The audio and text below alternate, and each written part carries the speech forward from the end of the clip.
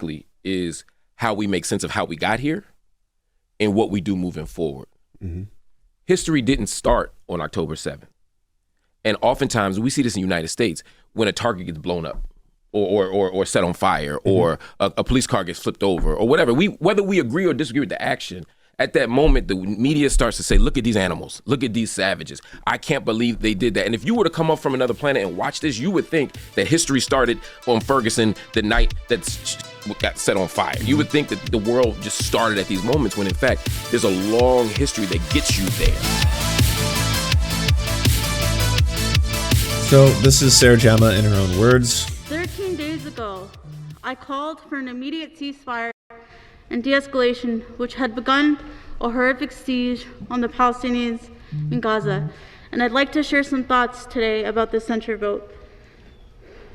Since I made this statement, Israel has only escalated its assault on millions of Gazans. The Israeli Defense Forces have killed thousands of Palestinians, destroyed residential areas, and ordered the evacuation of at least 20 hospitals in northern Gaza. Israel is telling people who are already injured, sick, and dying in hospitals in Gaza to leave. Since I made my statement, Israel has bombed refugee camps, United Nations schools, hospitals, airports, and the Rafah border crossing between Gaza and Egypt. The unspeakable destruction continues and represents collective punishment against all Gazans in retaliation for attacks by Hamas. Can she run as an independent? Yes, she is now. This is a complete moral failing, I would say, both of other political parties that are condemning her for, again, reiterating statements that are made by Amnesty International and the UN, and collectively the NDP as a whole for standing by. The Ford government has done nothing meaningful to say about these atrocities and has now targeted me to distract from its own scandals. And those of us committed to Palestinian life refuse to be distracted. I restate my call for an immediate ceasefire by Israeli forces and for the immediate restoration of food, water, fuel, and electricity in Gaza. And I applaud the many elected officials in Canada who have joined this call in recent days, and I hope even more of you will speak out. And do you see what people are screaming at her? What about the hostages? Have you condemned Hamas? My words in the realities of the Israeli apartheid and Israel's ongoing domination and occupation of Palestinian lands. Governments and institutions in Canada are trying to use their voice to wait to silence us, to silence workers, students, educators, and peace-loving people who dare to support Palestine. And to every person who's taking a risk to speak up for Palestinian dignity and safety, I see you and I hear you and I am with you. They try hard to silence us, but we know that our words are powerful and we must continue to speak up no matter the costs. Thank you. The ayes are 63, the nays are 23. The ayes are 63, the nays are 23. I declare the motion carried. Pursuant to Standing Order 36A, the member for Ottawa South has given notice. Ceasefire now! Ceasefire now! Ceasefire now! Ceasefire now! Ceasefire now! Ceasefire now! Ceasefire now! Ceasefire now! Ceasefire now! Ceasefire now! Ceasefire now! Ceasefire now! Ceasefire now! Ceasefire now! Incredibly brave protesters there, wearing shirts that say "Not in our name." Or just like, meh. It's, this is, what's that word? Censorship. Censorship. Yeah, that's, as a cancel culture. 1984, something in a book, by Greg Orwin or something about, dystopian nightmare where, the truth is silenced and all of a sudden language itself gets changed so that certain concepts can't even be understood. Hamas does, and I will show you the massive destruction that happened to the Zahra city in the middle of the Strip. More than 14 residential towers got destroyed by the Israeli airstrikes. Imagine how many people have been homeless and lost their places. Like Gaza need a new Nakba.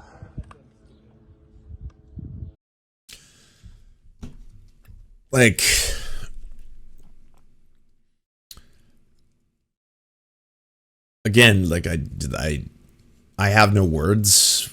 You know, every time I've seen a photo or an image, and the thing is, the rest of the world can see this too. These images that they can circulate on social media, these videos can circulate on social media. I don't know how anyone could look at this and say it's a justified form of defense. It's just devastation, utter and complete devastation. I barely recognize buildings. There's just nothing there. And like, again, coming at the same time that we're still getting these kind of statements from the Justin Trudeaus and the Joe Bidens of the world, you know, that we support, you know, the rules of war and humanitarian efforts. What humanitarian efforts can take place here now in this area? Because there's nothing left. 1,000 people to be killed. Correct. The attacks that happened in Israel were devastating. As someone who believes in justice, and as someone who believes in human rights, and as someone who believes that international law and rules of war have to be followed, I would say, and I'm speaking for me, and lots of other people, but I'm only representing my opinion right now, that Hamas's attack was a violation of international law. Mm-hmm. As an organization rooted in Islamic principles, it's also a violation of religious law to attack civilians, to attack innocents, even in times of war. If I took the law off the table, just basic decency, mm-hmm. I would say, this is awful. Mm-hmm. So we agree on that. Mm-hmm. Where we disagree very quickly is how we make sense of how we got here and what we do moving forward. Mm-hmm. History didn't start on October 7th. And oftentimes we see this in the United States when a target gets blown up or set on fire, mm-hmm. or a police car gets flipped over or whatever. Whether we agree or disagree with the action, at that moment, the media starts to say, look at these animals, look at these savages. I can't believe they did that. And if you were to come up from another planet and watch this, you would think that history started on Ferguson the night that shit got set on fire. Mm-hmm. You would think that the world just started at these moments when, in fact, there's a long history that gets you there. Mm-hmm. Israel has been an apartheid state since 1948. Mm-hmm. So 75 years. Yeah, 75 years. It has been an occupying power since 1967, right? 56 years, yeah. And it has held the Gazan people in particular under siege since 2006, 17 years, going on 18 in January. Mm-hmm. So these are the things that get you there. And the people of Gaza are catching hell. This isn't ordinary hell. This isn't normal, just inequality. We're talking about not having access to clean water, or potable water, right? Not having access to schools, being constantly under siege where you're getting bombed, you're getting shot at, you're vulnerable to premature death every single day. This is what they're dealing with for the last 17 years. And so when Hamas emerges and engages in this act of violence, which is not excusable, because I don't want everybody's gonna say, well, he's trying to excuse it. I'm not excusing it. I'm saying it's inexcusable, right? But we have to understand where it starts. And when you put people in an open air prison, which is what Gaza is, it's an open air prison, you have to expect people to respond at some point. So it's to just blow everything up and to just kill everybody. Let me ask you a question. Now you did say their attack was not by the rules, right? Of war. And neither are Israel's. Right. So now with Israel talking and I guess sending flyers and pamphlets out and says, you know, we're giving you 24, 48 hours to leave Gaza. We're going to start bombing Gaza. And I heard this morning on the news that said, you know, the hospitals are saying we can't get out. We can't get these people out because by the time we try to get them out, they will die, right? Yep. So if, let's say, Hamas is not following the rules, a lot of people say, well, why should Israel follow the rules? Well, the problem is if we follow that If that was okay, well, first off, before his answer, I just want to say if that was the case, then why wouldn't they also admit to it, right? And why wouldn't anyone else recognize it for what it is? All we hear on one side from the Joe Bidens, Justin Trudeau's, all that kind of stuff is that like, yes, Israel has a right to defend itself, and also that we would ask that they follow the rules of war. And it's like, okay, they're not doing that. You all don't have to posture about this. Like everyone at this point has seen the list. I mean, one of the first actions to cut off all medical supplies, food, water, fuel, that is directly going to starve a civilian population, half of whom are children. Half? We're talking 1.1 million children are at risk of starvation, are at risk of dehydration, are at risk of dying from that. And then after that, they're going to start a bombing campaign. Even if the bombing campaign in the past was able to convince people that every single target was because it was a Hamas stronghold, at this point, there's entire blocks that are just gone. There's nothing there now.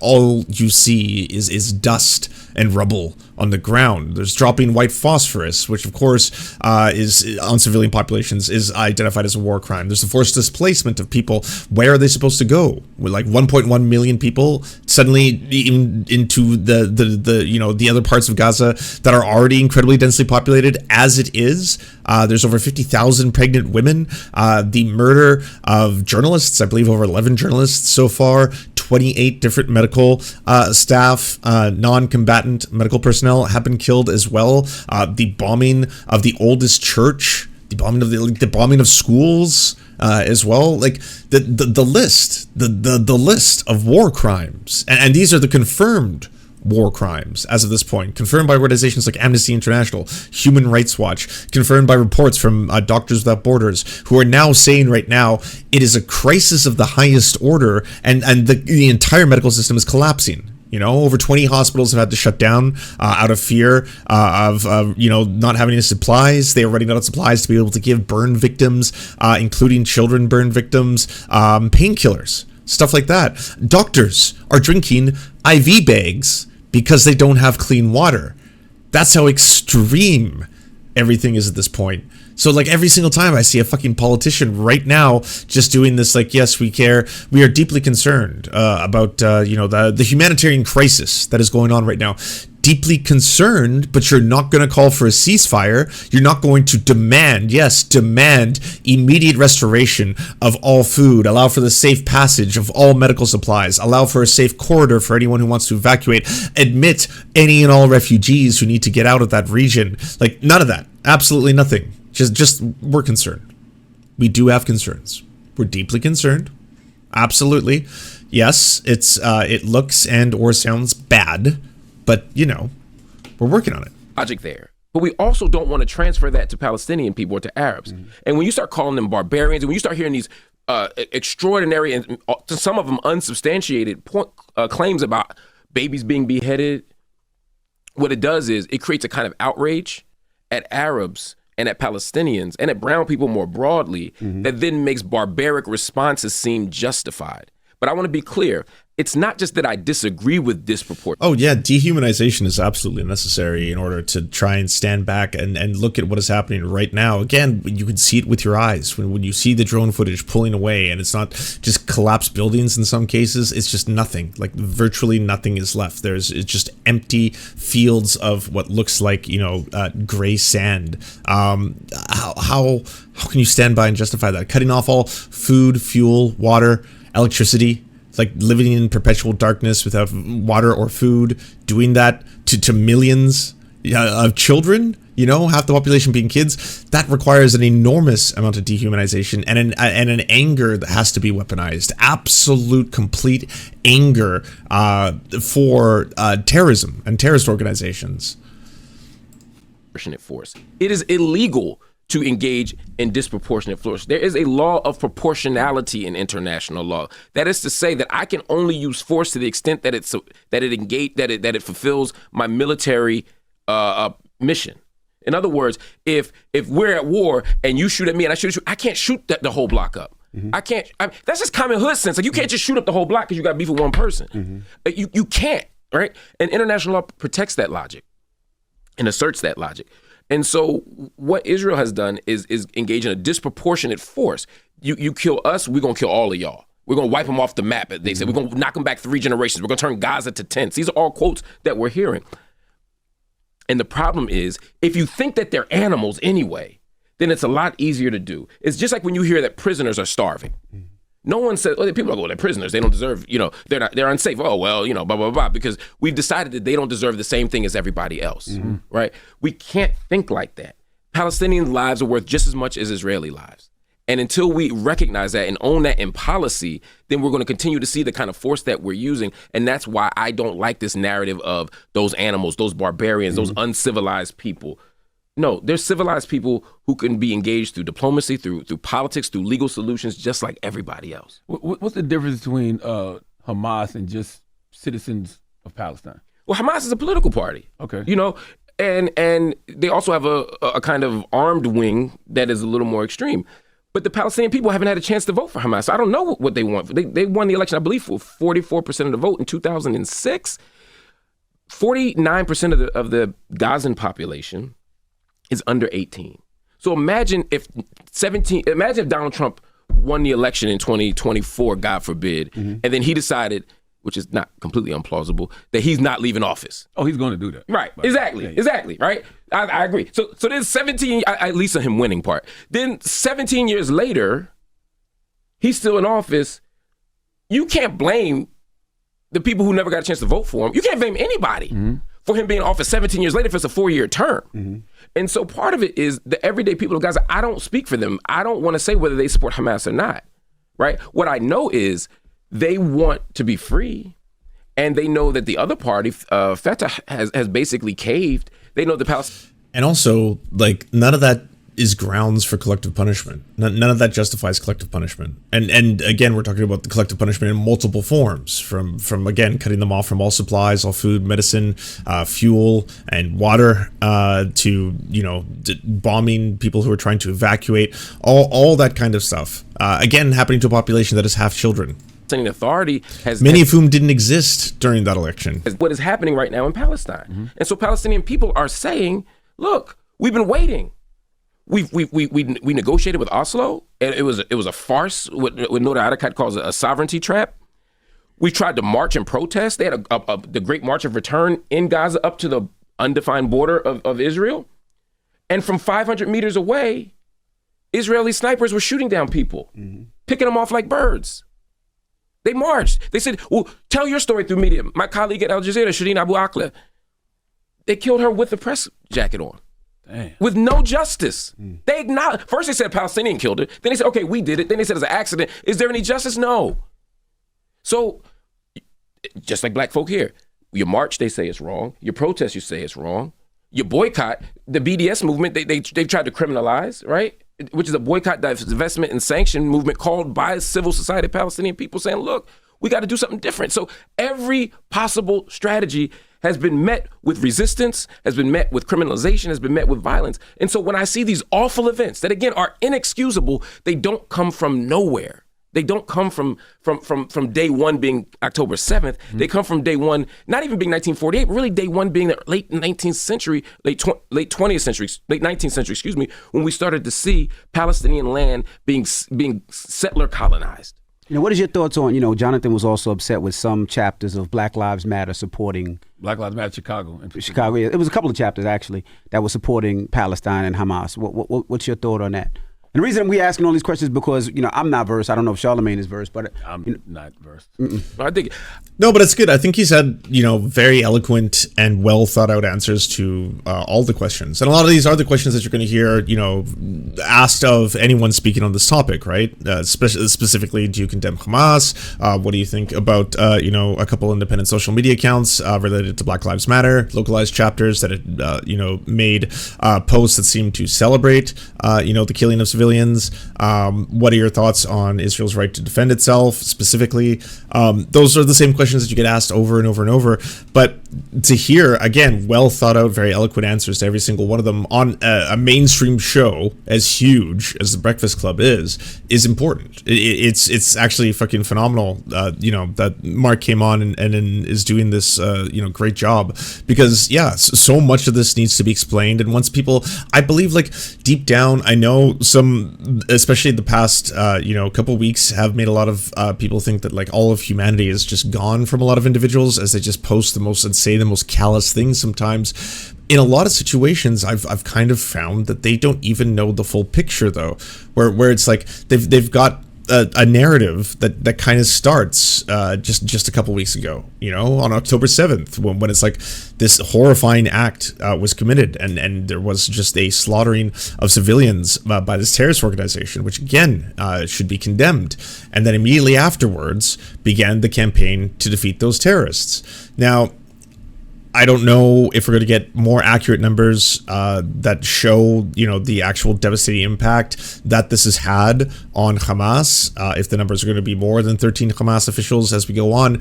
But in between that, we have seen war crime after war crime after war crime been committed against a civilian population as well, right? These individuals that had nothing to do with that attack. I'm talking about children, for example. Children, half the population of this incredibly densely populated area, are now without food, are now without electricity, are like, we're talking kids that there's no lights at night, there's nothing, there's like, if you are going to a hospital and you have burns, there are no medicines to give you to try and stop the pain. They just have to do whatever they can with whatever they have, that once people actually understand the context of it, I think it's a lot harder to sit there and say this is necessary or self-defense or okay or should be supported in any way.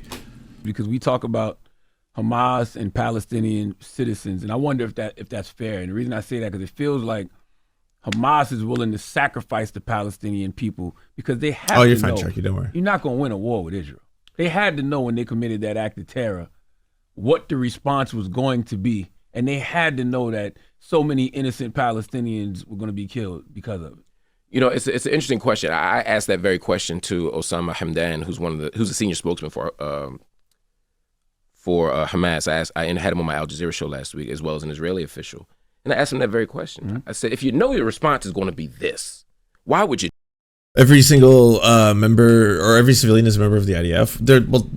There's children as well, right? Like no one here thinks that Israeli children should become the victims of horrifying actions, and that's obviously it's something that I think that's the point of them consistently asking that question. Like, do you condemn Hamas? Of course, everyone condemns attacks or war crimes or attacks on civilians by default. Do that, yeah. There's conscientious objectors. There's Taylor Swift fan or whatever that account's name was that refused to serve. There's lots of people. And you also have to keep in mind that if there is laws that require that you serve, then these are also structural systems imposed on by government. And in many ways, if you were to say the same thing about systems and structures within your own government that you are opposed to, you wouldn't directly blame every single person within that same system immediately just because of the system itself, right? You'd start to blame the governments and the authoritarian regimes that try to oppress their own citizenry, stuff like that. We need to criticize the government of Israel. We need to criticize the actions of the IDF. And the war crimes committed by them as they continue to enact a system of apartheid and are currently involved in doing bombing campaigns on civilians, children, and engaging in ethnic cleansing and forcible displacement of people. Condemn all of that as well. It's one of those things. Yeah, you should never be blanket statementing an entire citizenry of a country when, again, I hate when people do that in any direction. And people do that, there are leftists who do that towards the United States all the time. It's like, oh, the fucking American imperial core, every single U.S. citizen funds the military-industrial complex, therefore is a valid target in the elimination of the great imperial dominant master, blah, blah, blah, as we, destroy them to bring about a new world order and all this kind of shit. It's like there are millions of Americans who oppose the actions of their government. There's millions of Americans who do not agree with the military-industrial complex funding it, any of that kind of stuff. There's millions of Americans who feel lost on a regular basis, as there are fucking Canadians as well who don't support the actions of their government, right? And are working to try and change them, are working to try and change society, are working to try and better everything in the process. Don't have enough power. People die. Those hospitals are death camps anyway. And right now, and just think about this again. Israel is turning off all the electricity, all the fuel. I'm from Finland. We have a mandatory military service for men, which I did do. You can avoid it, but in general, it's just easier to do it. Of course, we are in a very different situation than Israel, but I bet many of the young people there just see the IDF as an easier choice than going to jail or whatever the options are there. There is no perfect resistance. Yeah, that's also true. All right. Once again, shout out to Marc Lamont Hill for continuing to, in the fucking best possible and most eloquent of ways, describe the situation with a whole bunch of context and nuance, which at a time like now is completely fucking void. Do you enjoy the Serfs but prefer not to have to use your eyeballs? Many are saying this. Well, we've got the solution for you. It's the Serf Times in podcast form, available on most major podcasting networks now. If you enjoy it, please consider leaving a good review and feedback because it really helps the show out, apparently, and it's free. Just like the podcast. Thank you so much for watching, everybody. This show is produced by amazing people like you, and if you want to help us out, please consider donating over at patreon.com/theserfs. The show is made possible thanks to Amazing Fletch, Anna Loves Riley, Ariane McCarthy, Cheryl Alvarez, Doug Cady, Everything Important, Hagbard Celine, Laminia Panza, Matthew Scarborough, Multimondi, Omni, Peanut Butter Blondie, Political Pappy, Quiet 185, Rachel K, Riley and Anna, Roller Dragon, Ruby K, Sir Nickus, Spinach Monster, Stellar Vision, Sebastian Demo, Tech Tink, Trevbot EXE, Words Greenwood, and not to mention all of the amazing and fabulous people you now see before you.